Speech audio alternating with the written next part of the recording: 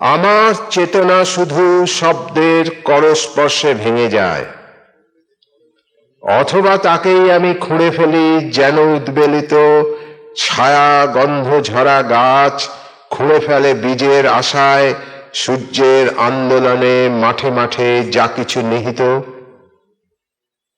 এ শ্রমের অন্ত কবে, শুরু বা কোথায়?